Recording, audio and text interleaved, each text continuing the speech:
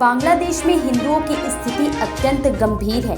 5 अगस्त 2024 के बाद उत्पन्न हुए राजनीतिक संकट ने वहां अराजकता फैला दी है। प्रतिदिन आ रही खबरें वहां के भयावह हालात को उजागर करती हैं, जो किसी भी सभ्य समाज को झकझोरने के लिए पर्याप्त है।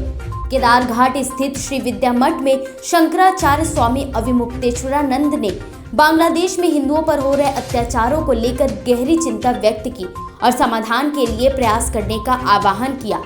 बांग्लादेश से 12 हिंदुओं का प्रतिनिधि मंडल दिल्ली की विदुषी मधु के साथ वाराणसी पहुंचा। उन्होंने वाराणसी में शंकराचार्य से अपनी व्यथा साझा की। इस दौरान उन्होंने बताया कि वहां उनकी संपत्तियों को लूटा जा रहा है, आगजनी की घटनाएं हो रही हैं और उनकी बहन बेटियों के साथ पाशविक व्यवहार किया जा रहा है। यह अत्याचार न केवल उनके लिए बल्कि पूरे मानव समाज के लिए शर्मनाक है। बांग्लादेश का स्थिति अभी बांग्लादेश में जितना भी हिंदू है सबका अंदर एक डर है, हमें कभी भी कुछ हो सकता है और हमें बचाने के लिए किसी से भी मदद नहीं मांग सकते, ऐसा हालत है। सबका अंदर ये डर रहता है। जो आदमी लोग बांग्लादेश का अपना घर परिवार छोड़ के बाहर काम कर रहे हैं उसका हमें ये डर रहता है मेरा घर में कभी भी कुछ हो सकता है, और जो उधर रहता है उसके ऊपर भी ये डर रहता है हम किधर जा रहे हैं, ऑफिस में किधर भी कुछ काम करने के जा रहे हैं, वो कभी भी किसी के ऊपर भी अटैक कर सकते हैं। उनको कोई रीज़न नहीं चाहिए, बिना रीज़न में किसी के ऊपर भी कभी भी अटैक करता है। अभी बांग्लादेश में हिंदुओं की संख्या क्या रह गई है? जो है बांग्लादेश में अभी तक 2 से 2.5 करोड़ तक हिंदू होगा, 2 से 2.5 करोड़ तक हिंदू होगा।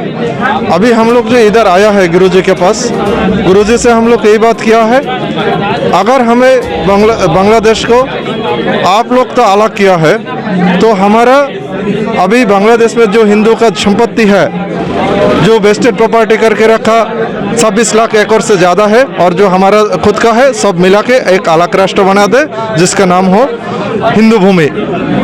महिलाओं के साथ किस तरीके का अत्याचार वहाँ पे? महिला का साथ में बहुत गलत हो रहे, बहुत ऐसा घटनाएं आ रहे हैं जिनके साथ में दुष्कर्म करने के बाद भी वो महिला लोग थाना में किधर भी शिकायत करने के लिए नहीं जाता है। अगर शिकायत करने के लिए जाएगा तो उसको जान से मार डालेगा, इसी डर से उन लोग थाना में नहीं जाते और किसी के पास शिकायत भी नहीं करता है। इससे आप चेहरा छुपा में कहीं डर है आपको? वो तो जरूर है। अभी हम लोग इधर आया है, ये चीज़ तो उन लोग को पता चलेगा, मालूम नहीं मेरा फैमिली और हमारा बांग्लादेश में हिंदू लोग को किया होगा, ये चीज़ मेरे को भी मालूम नहीं, हमें भी किया होगा ये भी मालूम नहीं। तो अभी भारत में ही रहेंगे आप लोग?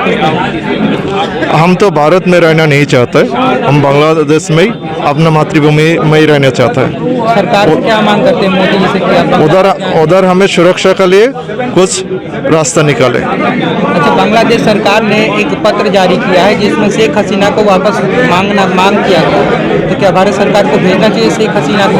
अगर शेख हसीना को भारत शुरू में नहीं लाता तो हिंदू के ऊपर इतना अत्याचार नहीं करता एक साथ में, क्योंकि वो शेख हसीना को भारत में आश्रय दिया है, इसलिए बांग्लादेश का मुस्लिम लोग सोचता है हिंदू का दोस्त है शेख हसीना और हिंदू लोग का दोस्त है मोदी, इंडिया हिंदू लोग का दोस्त है, इसीलिए वो हिंदू के ऊपर ज़्यादा खपा हो गया उन लोग और ज़्यादा हमें गलत तरीके से देखते हैं, हमारे साथ में गलत व्यवहार करता है। तो क्या शेख हसीना को भेजने से समझ? मेरे हिसाब से तुरंत अगर आज हो सकता है आज भेज दे, क्योंकि वो हमें सब हिंदुओं को अत्याचार करने के लिए उधर छोड़ के आया, ऐसे हालत में छोड़ दिया, वो भाग के आ गया इधर।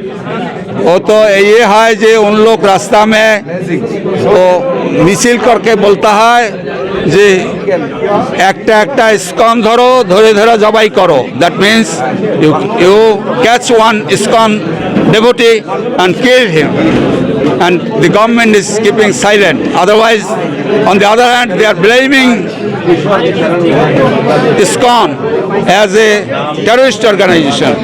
ISKCON का जो सन्यासी है, ISKCON का जो भक्त है वो मछली नहीं खाता है, वो लोग वेजिटेरियन है, वो लोग जिंदगी में कोई एक तो कॉकरोच भी नहीं मारा, उनको बोलता है जो उन टेररिस्ट है।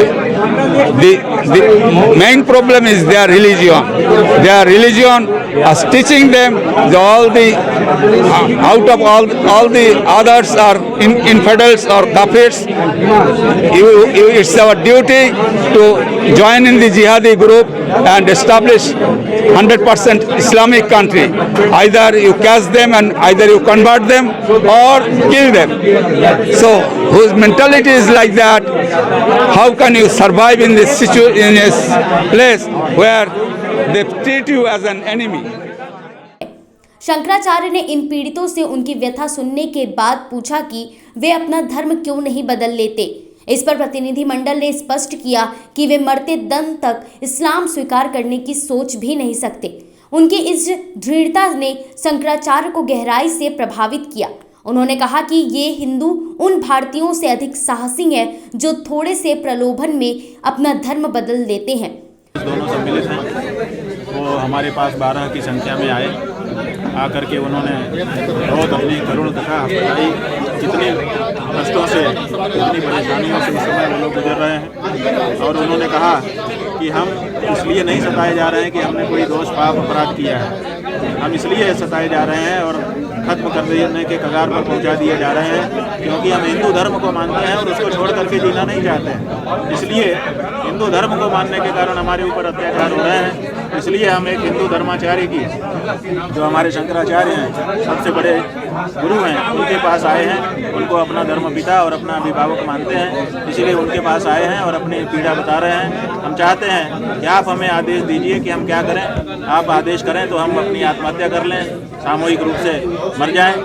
आप अगर कहें तो हम मारने के लिए भी तैयार हैं, आप कहें तो हम देश छोड़ने के लिए तैयार हैं, और आप कहें तो हम देश में रह करके अपने लिए एक सुरक्षित स्थान की मांग करने के लिए तैयार हैं। तो ये सब बातें उन्होंने हमारे सामने रखी। हमने सबसे पहले तो उनको धैर्य बंधाया कि आप लोग धीरज धारण करिए, धैर्य छोड़ना हिंदू धर्म के विरुद्ध है, धैर्यपूर्वक आपको निश्चित करना चाहिए।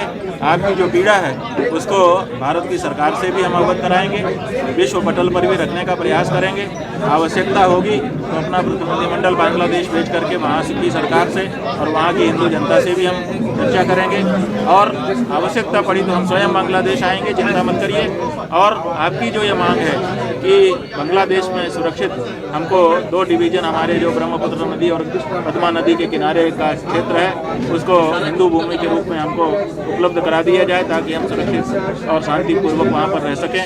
हम इसका आपके दृष्टि से समर्थन करते हैं और आगे और अध्ययन करेंगे ताकि हमको जो उचित मार्ग लगे उस मार्ग से हम आपकी सहायता कर सकें।